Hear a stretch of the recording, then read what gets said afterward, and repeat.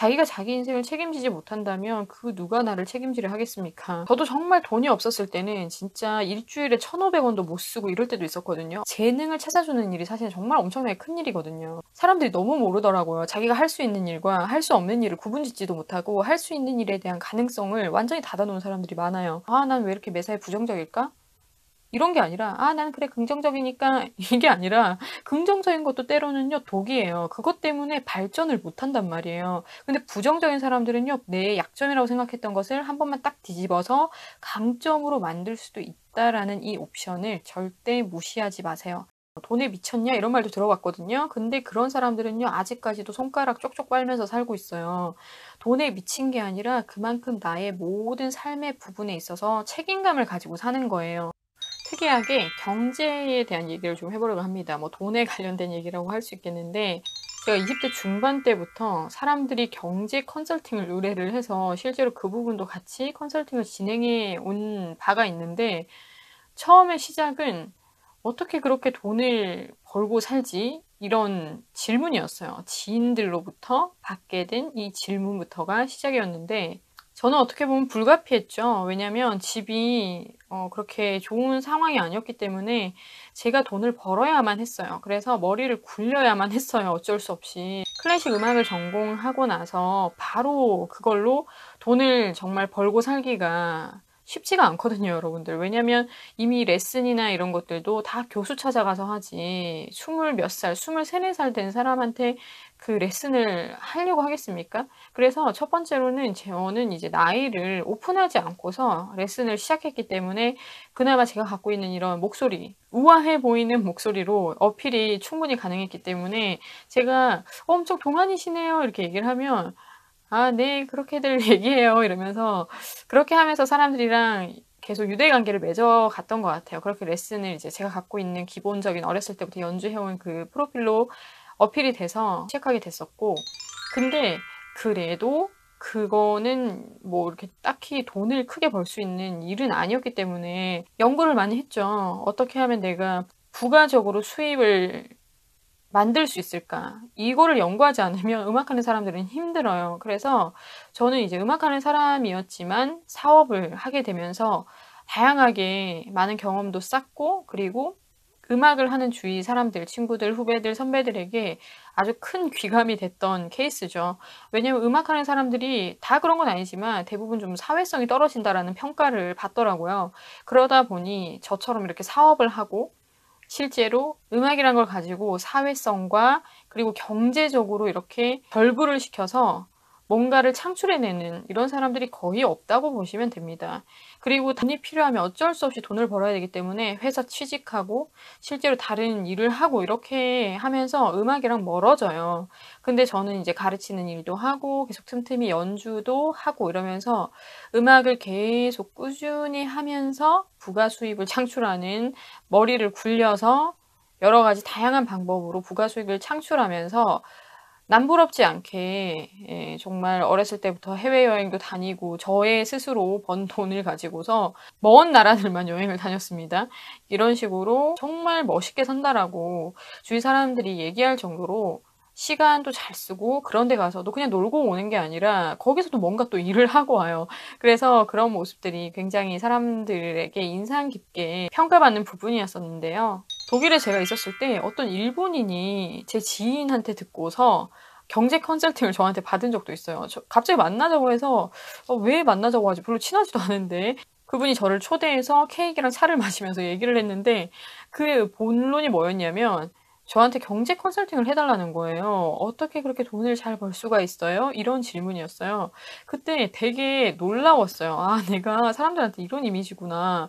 똑부러지게 뭔가 자기 일을 하는 이미지도 있지만 근데 경제적인 이미지가 사람들에게 많이 박혀 있다라는 거를 그때부터 더 많이 이제 실감을 하게 됐는데 자기가 잘하는 것 아니면 자기는 잘하는 것이라고 생각 안 했지만 그 어떠한 것이 잘하는 것으로 자기 강점으로 변모되어서 뭔가 어떠한 경제적인 창출을 할 수 있는가 없는가 이런 것들을 제가 쪼개서 설명해 주면서 눈을 또 뜨게 해줬죠. 제가 최근 영상에서 집에 안 좋은 일이 좀 있어서 제가 경제적으로 가족들을 지원하고 있다 이런 얘기를 했었는데 정말 내가 그 돈을 갚을 수 있을까? 이 억 단위의 돈을 이 짧은 시간에 갚을 수 있을까?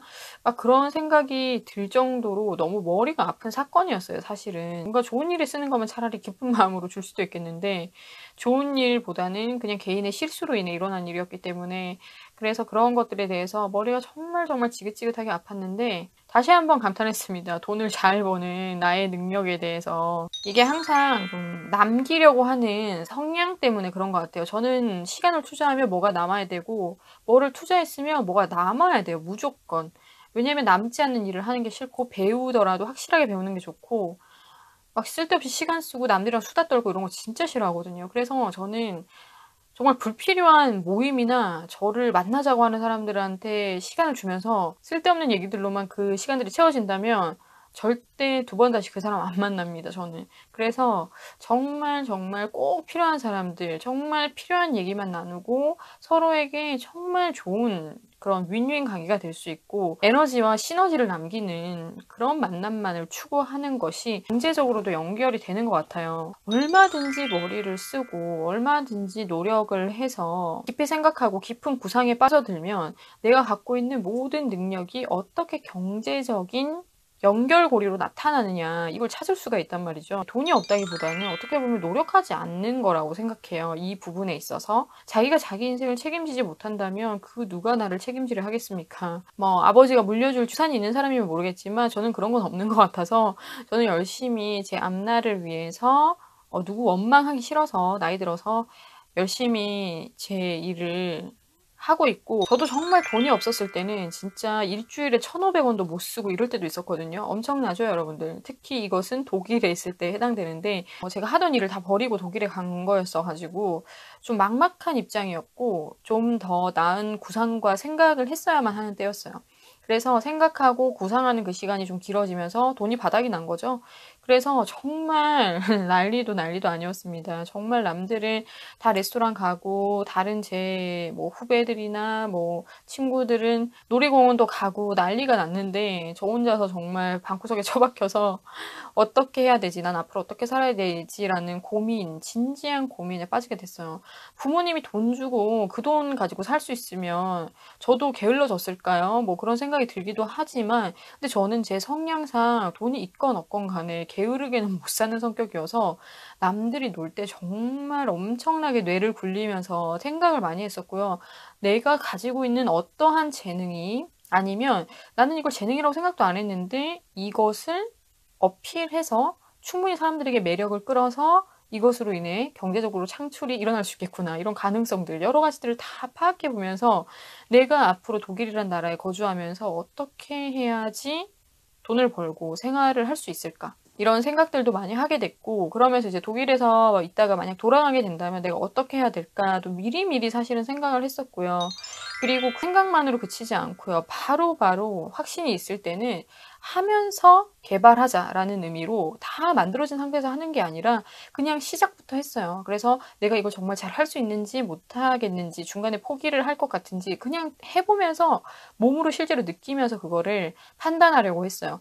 미리 겁먹거나 미리 오버하거나 이러지 않고 일단 해보자 해서 해보면서 실제로 이건 나한테 맞다, 이건 나한테 안 맞다, 이걸 해보니까 사람들이 이런 반응이고 이렇게 해보니까 사람들이 이런 반응이네 이런 것들을 이제 분석하게 됐어요. 실제로 해보면서. 그리고 저는 제가 갖고 있는 모든 재능을 써먹고 싶었어요. 다 썩히기가 싫어서 내가 갖고 있는 이 재능을 어떤 식으로 연결 지을까를 굉장히 고민을 많이 했던 것 같아요. 그리고 사실은 미국이나 다른 외국에는 재능 컨설팅이라는 게 되게 많거든요. 왜냐면 사실은 다 모두가 갖고 있는 개성이 있고 재능이 있는데 그걸 못 찾고 있어요. 이걸 찾아주면 그 사람이 이거 가지고서 경제적으로 창출도 할 수 있고 뭔가 성격적으로 또 변화가 일어날 수도 있고 재능을 찾아주는 일이 사실 정말 엄청나게 큰 일이거든요. 그래서 제가 사실은 재능 컨설팅도 하고 있는 중이고요. 경제 컨설팅도 같이 하고 있는 중이에요. 경험이 많은 입장에서 충분히 솔루션을 내줄 수 있는 상태이기 때문에 사람들이 또 찾아오는 거 아니겠습니까? 그래서 이런 식으로 컨설팅, 상담 같은 일이죠. 이런 일들을 계속 하고 있는데 사람들이 너무 모르더라고요. 자기가 할 수 있는 일과 할 수 없는 일을 구분짓지도 못하고 할 수 있는 일에 대한 가능성을 완전히 닫아놓은 사람들이 많아요. 그래서 먼저는 자기 자신을 어떤 식으로 생각하고 있고 파악하고 있는지를 알아서 그 다음에는 객관적으로 자기 자신을 보게 하는 거예요. 그로 인해 자기 안에 수많은 데이터들을 같이 뽑아내는 일을 하고요. 그들이 갖고 있는 그런 재능 소스들이 어떤 식으로 경제적으로 연관이 되면서 경제적 창출이 일어날 수 있는지를 같이 고민하고 검토하는 일이 이런 일들입니다.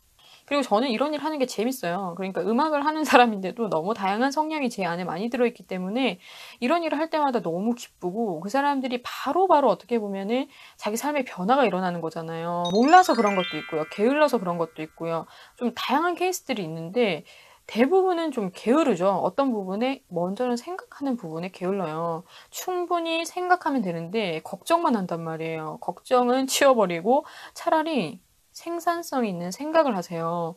생각을 하는 것도요. 생산성 있는 생각을 하는 습관을 들여야지 그게 남아져요. 제가 아까 말씀드렸잖아요. 저는 무엇을 하든지 간에 남기는 걸 좋아해요. 무언가를 배울 때도 습득력이 빠른 이유가 내가 이거 써먹어야지 이러면서 저는 배워요. 써먹을지 안 써먹을지 모른단 말이에요. 그게 전제가 되어 있지 않아요. 근데 저는 자연적으로 제 체질이 뭔가를 배울 때 내가 이거 배워서 써먹어야지 이게 딱 깔려 있어요. 그래서 허투루 배우는 건 하나도 없어요. 저는 이때까지 제가 정말 공들여 배운 것들을 다 써먹으면서 살고 있어요. 이거 얼마나 행복하고 가치 있는 일입니까? 시간 낭비한 것이 없다라는 거잖아요. 제가 배운 것을 다 써먹고 살 수 있어서 너무 좋고, 그리고 배우더라도 그냥 저렇게 딱 하나 얘기를 하는데 저는 거기서 100개의 전선을 한번 퍼뜨려 봐요. 저기에서 이것도 나올 수 있겠다, 이것도 나올 수 있겠고, 이런 식으로 될 수 있겠고, 거기서 또 세부적으로 가지를 이제 쭉쭉 뻗어나가면서 다양한 옵션들을 생각하면서 나한테 잘 맞는 일은 뭘까? 그 중에서도 데이터를 뽑아보는 거예요. 이런 식으로 하다 보면 여러분들도 앞으로 여러분들이 어떤 일을 해야 되는지, 어떤 일을 통해서 경제적인 창출까지 이어지게 되는지 그런 가능성들이 많이 잘 보이게 될 거예요. 노래 가르치는 거에 대한 영상을 오늘 찍을까 이렇게 생각을 했는데 도무지 입이 안 풀리는 거예요. 이런 얘기를 하니까 더 재밌고 말이 잘 나오네요. 사실은 노래에 대한 지식도 정말 많이 갖고 있거든요. 근데 그거를 설명하는 것이 어떨 때는 좀 지루하게 느껴질 때도 있어요. 저한테. 재밌죠, 여러분들? 너무너무 잘 설명할 수 있는 건데도 제가 그거를 설명하고자 하는 흥미가 안 생길 때가 있어요. 그럴 때는 영상을 차라리 이런 주제로 얘기를 할 때 저는 더 에너지가 솟고 재밌더라고요. 그럴 때 보면 저도 또 한 번 더 놀래요. 아, 내가 어떻게 보면 이런 성향이 좀 더 강할 수도 있다. 노래 부르는 걸 더 좋아하고요, 저는. 그리고 저는 차라리 이런 자기 개발 관련된 얘기하는 걸 더 좋아해요. 왜냐면 인생 전체가 중요한 거잖아요. 더 큰 틀을 좋아한다라는 거죠. 저는 큰 게 좋아요. 그래서 큰 틀을 좋아하고 그 외에는 이제 뭐 음악을 가르치는 일, 티칭하고 사람들 목소리를 변화시키고 이런 일을 세 번째로 좋아하는 거죠. 어떻게 보면. 이렇게 제가 좋아하는 것의 순서도 잘 매길 수 있는 사람입니다, 저는. 많은 시행착오를 겪고서 내가 좋아하는 것이 뭔지, 내가 싫어하는 것은 뭔지, 내가 좀 불편해하는 거, 내가 부정적으로 항상 바라보는 거, 내가 긍정적으로 바라볼 수 있는 거, 왜 그런지, 왜 이건 부정적으로 바라보게 되고, 왜 이거는 긍정적으로 바라보게 되는지, 이런 것들 있잖아요. 다 살펴보세요. 그러면 자기 성향이 정확하게 파악이 됩니다. 그래서, 난 왜 이렇게 매사에 부정적일까? 이런 게 아니라 난 그래 긍정적이니까 이게 아니라 긍정적인 것도 때로는요 독이에요. 그것 때문에 발전을 못 한단 말이에요. 근데 부정적인 사람들은요 이렇게 분석하는 사고가 굉장히 발달이 많이 되어 있거든요. 그거를 부정적이다라고만 하지 말고 분석적이다라고 한 번만 딱 뒤집잖아요. 그러면 그 사람은 엄청나게 다른 세계로 미리 가 있어요. 그래서 분석적인 그 성향으로 인해서 더 많은 것들을 보고 더 많은 것들을 얻게 된단 말이죠. 이런 식으로 생각의 전환을 일으킬 때 내 약점이라고 생각했던 것을 한 번만 딱 뒤집어서 강점으로 만들 수도 있다라는 이 옵션을 절대 무시하지 마세요. 저도 어떻게 보면은 제가 갖고 있는 약점과 저의 취약한 점, 저의 부족한 점, 그걸 알고 있었기 때문에 그걸 고치려고 굉장히 노력 많이 했고 그 과정 가운데 개발된 어떠한 성향들로 인해서 지금 제가 이런 일들까지 하게 된 거니까 여러분들도 여러분들의 약점을 오히려 강점화시키기 위해 한번 연구해보는 건 어떨까요? 내가 필요한 지출을 다 하더라도 부족하지 않는 삶. 얼마나 멋진 삶이에요, 그게. 편안하잖아요. 항상 돈에 시달리거나 막 구속받는 느낌 안 들고. 저도 돈 없을 때 정말 정말 돈 없는 게 이렇게 힘든 거구나를 절실히 깨달아 봤거든요. 경제에도 그래서 눈을 떠야 돼요. 돈에 미쳤냐? 이런 말도 들어봤거든요. 근데 그런 사람들은요, 아직까지도 손가락 쪽쪽 빨면서 살고 있어요. 돈에 미친 게 아니라 그만큼 나의 모든 삶의 부분에 있어서 책임감을 가지고 사는 거예요. 사람들이 나를 부정적이게 질타할지라도 그 해석을 내 신념으로 올바른 해석을 다시 할 수 있다면 여러분, 남들이 질타하는 건요, 아무것도 아닙니다. 왜냐면 그 사람은 저한테만 질타하는 게 아니라 다른 사람한테도 질타를 해요. 그 사람은 평론가가 잘 어울릴지도 모르겠네요. 이런 체질을 하루 빨리 만들면 만들수록 나이 들어서도 여러분들 편하게 살 수 있어요. 내가 이쯤 나이대가 되면은 이런 일을 하면서 이런 식으로 해야 되겠다. 이런 구상까지 나오게 되니까. 그래서 여러분들 오늘은 이런 좀 생각의 전환, 여러분들의 머리를 확 열어드리는 얘기들을 한번 해보고 싶었어요. 이 부분에 연관되는 세밀한 얘기들 다시 한번 얘기해보도록 하겠습니다. 그러면 오늘은 여기까지 할게요. 다음에 만나요.